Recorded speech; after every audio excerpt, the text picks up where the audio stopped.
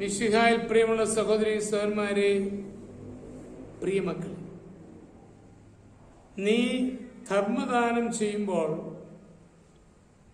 അത് രഹസ്യമായിരിക്കേണ്ടത് നിന്റെ വലത്തുകൈ ചെയ്യുന്ന ഇടത്തുകൈ അറിയാതിരിക്കട്ടെ. രഹസ്യങ്ങൾ അറിയുന്നതിന്റെ പിതാവ് നിനക്ക് പ്രതിഫലം നൽകും.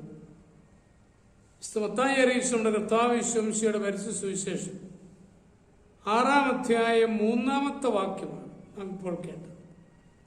Saint Matthew's gospel chapter 6 verse 3. മറ്റുള്ളവർക്ക് നൽകുന്നത് മറ്റുള്ളവർ പരസ്യമാക്കാതെ അത് രഹസ്യമായി തന്നെ നൽകുമ്പോൾ ദൈവം അത് കാണുന്നു, ദൈവത്തിന് വലിയ പ്രതിഫലം നൽകുന്നു എന്നത് മനസ്സിലാക്കുകയാണ് ആവശ്യം.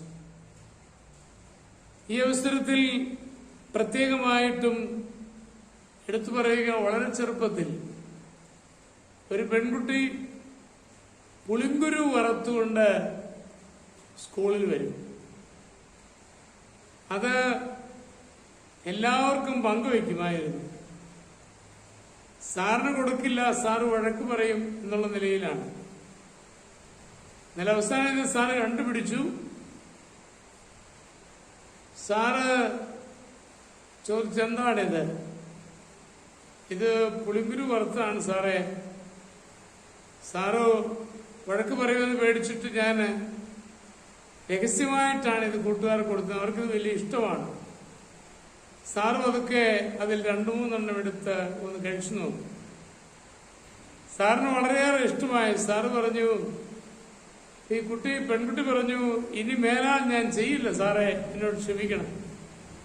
സാർ പറഞ്ഞു, ഇല്ല, നീ ഇതെല്ലാ ദിവസവും കൊണ്ടുവരണം.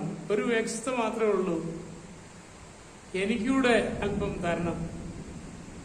അങ്ങനെ അവള് പ്രത്യേകമായിട്ടും അവിടെ ആദരിക്കപ്പെടുകയാണ്.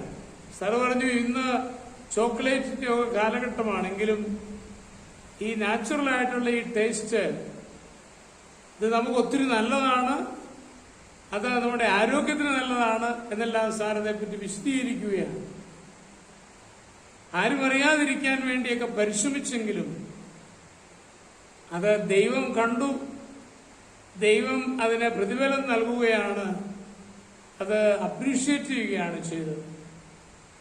ഒരുപക്ഷെ നമ്മൾ ചെയ്യുന്ന കാര്യങ്ങളെ പബ്ലിഷ് ചെയ്യാതെ രഹസ്യമായി ചെയ്യുമ്പോൾ ദൈവത്തിനുമുമ്പാകെ അതേറെ അംഗീകരിക്കപ്പെടുന്നു എന്നുള്ള ഒരു യാഥാർത്ഥ്യം നമ്മൾ മനസ്സിലാക്കേണ്ടിയിരിക്കുന്നു.